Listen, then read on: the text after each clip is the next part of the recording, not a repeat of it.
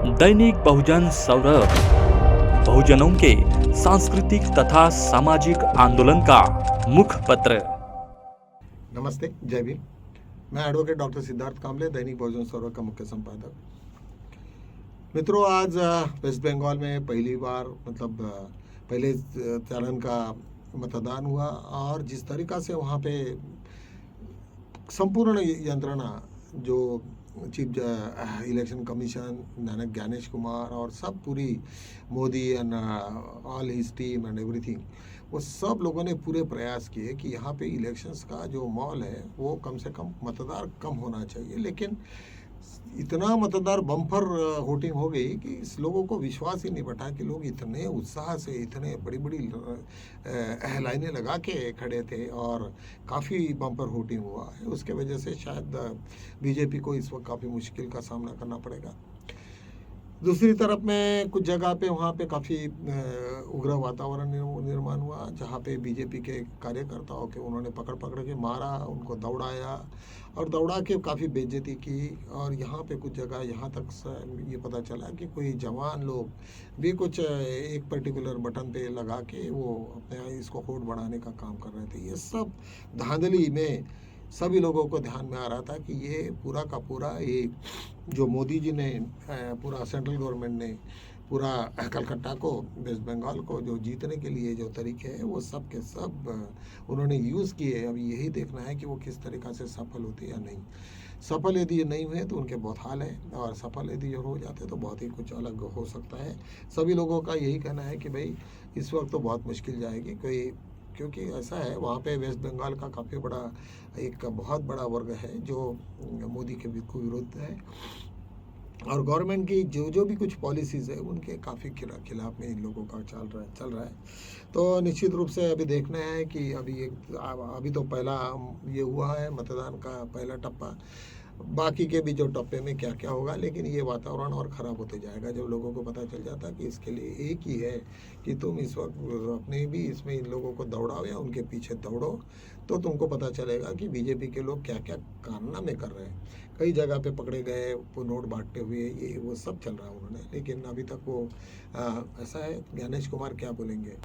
और already supreme court में भी ये मैटर गया जब नरेंद्र मोदी जी ने देश के नाम जो संदेश दिया, तो उसमें स्पेसिफिकली बोला गया कि ये तो सभी लोगों ने ऑब्जेक्ट किया कि ये तो चुनावी रैली थी करके उसके ऊपर में तुरंत कार्रवाई हो।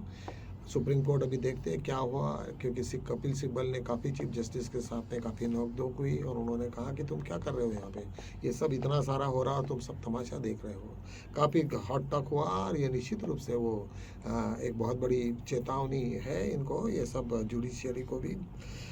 एक इंटरनेशनल लेवल की न्यूज़ को देखते हैं हम लोग कि ईरान में अभी जो जिस तरीक़ा से डोनाल्ड ट्रम्प ने वो पगला गया है और सभी लोगों को ऐसी गालियाँ दे रहे हैं कि अभी इंडिया के बारे में उन्होंने कहा कि ये एक नरक का अड्डा है। यहाँ के लोग जब भी कभी ये होते हैं तो यहाँ पे आते हैं, काम के लिए आते हैं, भिखमंगे जैसे, मतलब इसको एक नरक का अड्डा करके उन्होंने जो जिस तरीक़ा से संबोधित किया पूरे विरोधक और उसके अगेंस्ट में गए। और उन्होंने कहा कि मोदी जी क्या कह रहे हैं अभी इसके ऊपर में, क्योंकि मोदी जी के तो वो मित्र हैं, तो अभी क्या होगा। तो वो आदमी जो डोनाल्ड ट्रम्प है उसके ऊपर में कोई ये नहीं है, वो कब क्या बोलेगा क्या नहीं बोलेगा, कब झूठ बोलेगा।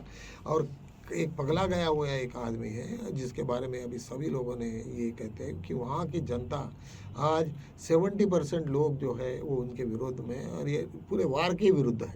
और इनकी हरकतों से तो काफ़ी सभी लोग परेशान हैं। इवन उन्होंने कहा था कि यहाँ पे न्यूक्लियर वार हम लोग ईरान के ऊपर में लगाएंगे, लेकिन वहाँ के मिलिट्री ने कहा कि ऐसा कुछ नहीं है, तुम्हें ईरान का कोई लेना देना नहीं, तुम्हारा ईरान से ना तुम्हें कोई दुश्मनी है, ना ईरान ने कुछ तुमको तकलीफ़ दिया है, तुम तो बस नेतन्याहू को खुश करने के लिए ईरान का दुश्मनी हमें बिना मतलब थोप रहे हो। तो ये बात गलत है। मुझे लगता है कि अभी डोनाल्ड ट्रम्प के दिन अभी बुरे हैं, क्योंकि उनको जब इंटेलिजेंट का रिपोर्ट है कि वो युद्ध करना उनके हित में नहीं है, वो शायद काफ़ी बुरी तरीक़ा से फंस सकते हैं। ये सब चीज़ें सब लोगों को मालूम है और इस तरीक़ा से हुआ। आज उन्होंने जिस तरीक़ा से इंडिया का अपमान किया, 140 लोगों का अपमान किया, या नरक का अड्डा, मतलब काफ़ी बहुत ही घिनौना शब्द का इस्तेमाल किया, तो उससे काफ़ी ये है चल रहा है। और आज और भी एक खबर आई है कि जो अमेरिका का जो एक शिप था जिसमें ऑयल था, ऑयल टैंकर था, उसको जलाया गया है ईरान ने। और ये भी चेतावनी दी है कि यदि तुम इसी प्रकार से चलते रहोगे तो हम निश्चित रूप से तुम्हारे हर चीज़ों के ऊपर में ध्यान रखेंगे। अमेरिका थोड़ा सा डिस्टर्ब हो गया है। अमेरिका इसलिए डिस्टर्ब हुआ कि ईरान तो युद्ध है, लेकिन उनके मेन शत्रु जो है वो ये वहाँ पे रूस और चाइना, ये दोनों हैं। तो निश्चित रूप से अमेरिका भी थोड़ा सा यही सोच रहा है कि यदि यहाँ लोगों का सबका सब हमें विरोध हुआ और यहाँ पे युद्ध की भूमि यदि अमेरिका हो जाती है तो यहाँ पे लोग हमें छोड़ेंगे नहीं और वो बहुत ज़्यादा तबाही होगी, ये उसको भी मालूम है। सो मित्रों, चलो हम आज यहीं रुकते हैं। आज नए मुद्दों के साथ में कल हम लौटेंगे। तब तक के लिए जय भीम।